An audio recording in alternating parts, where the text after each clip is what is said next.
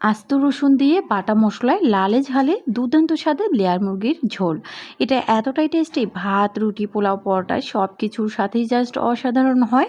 তো শুরুতেই এখানে আমি 800 গ্রামের মতো লেয়ার মুরগি নিয়েছি, খুব ভালো করে কেটে পরিষ্কার করে তারপর পানি ঝরিয়ে নিয়েছি। তারপর 1 কাপ পরিমাণ পেঁয়াজ কুচি, আদা বাটা দিয়ে দিয়েছি 1 টেবিল চামচ, রসুন বাটা দিয়ে দিয়েছি 2 টেবিল চামচ, আর এখানে দিয়ে দিয়েছি হলুদের গুঁড়া 1 টেবিল চামচ, লবণ স্বাদ মতো। তারপরে মরিচ আমি বেটে দিয়েছি, তবে মরিচ বাটাটা নিজের পছন্দ অনুযায়ী দিবেন, ঝাল যে যতটুকু খেতে পারেন, তবে চেষ্টা করবেন বাটা মশলায় রান্না করার জন্য। আর এখানে সরিষার তেল দিয়ে দিলাম 3 থেকে 4 টেবিল চামচের মতো। আর এখানে আমি দিয়েছি হলো ধনিয়ার গুঁড়া, জিরের গুঁড়া এবং মিষ্টি যে জিরাটা পাওয়া যায় সেটার গুঁড়া 1 টেবিল চামচ করে আমি নিজে ভেজে তারপর গুঁড়া করে দিয়েছি।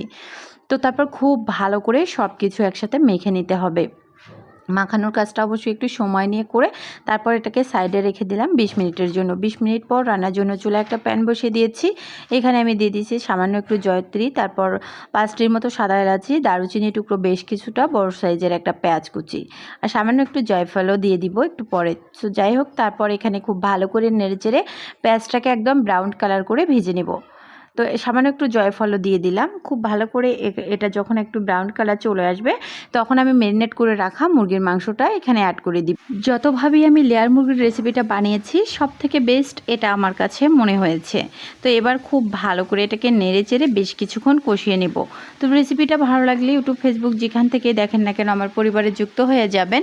ভিডিওর কোনো অংশ একটুও যদি ভালো লেগে থাকে প্লিজ একটা হলেও লাইক, কমেন্ট, শেয়ার করবেন। কথা বলতে বলতে খুব ভালো করে সব কিছু নেড়েচেড়ে মিক্স করে নিয়েছি। এখন আমি ঢাকা দিয়ে বেশ কিছুক্ষণ রান্না করব।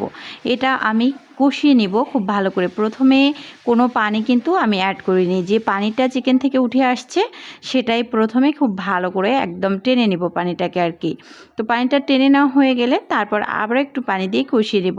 আর চেষ্টা করবেন একটু গরম পানি দিয়ে রান্না করার। মুরগির মাংস কিংবা গরুর মাংস গরম পানি দিয়ে রান্না করলে কিন্তু বেশ মজার হয়। আর এটা যেহেতু লেয়ার মুরগি, দ্রুত সিদ্ধও হয়। আমি বরাবরই দেখেছি হাতে মেখে রান্নার মাঝে আলাদা একটা টেস্ট থাকে।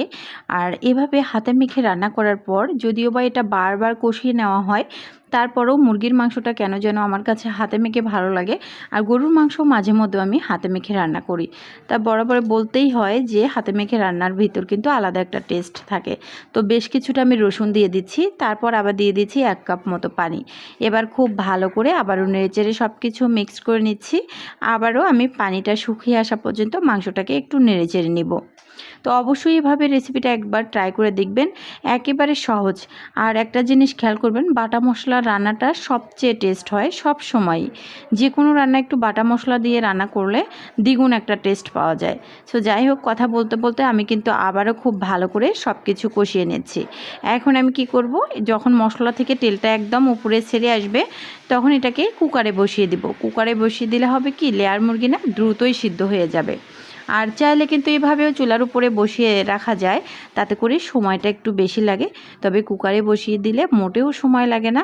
দেখা যাচ্ছে 10 থেকে 12টা সিটি দিলেই কিন্তু হয়ে যায়। 10-15 মিনিটের মতো রান্না করলেই একদম রান্নাটা কমপ্লিট হয়। তো আমি কিন্তু ঝোলটা বেশিই দিব, আর এটার পাতলা ঝোল খেতে আমার কাছে ভালো লাগে অনেক। আর লেয়ার মুরগি কিন্তু ভুনার থেকে দেখবেন একটু ঝোল টাইপের রাখলেই মজা হয়। তো ডিমগুলো লাস্ট পর্যায়ে দিয়ে দিচ্ছি যাতে ভেঙে না যায়। এখন ঢাকনাটা অফ করে দিব এবং বেশ কিছুটা সিটি দিয়ে চুলা থেকে নামিয়ে ফেলবো। তো এখন এই যে চুলায় বসিয়ে দিয়েছি, সিটি দিয়ে নিয়েছি, এখন আমি চুলা থেকে নামিয়ে ফেলছি। দেখেন মাশাআল্লাহ কতটা লোভনীয় হয়েছে। পরিবেশনটা করে দেখাতে পারলাম না, এই জন্য দুঃখিত। রেসিপিটা একবার হলেও ট্রাই করে দেখবেন। এতক্ষণ পর্যন্ত ভালো থাকবেন। আল্লাহ হাফেজ।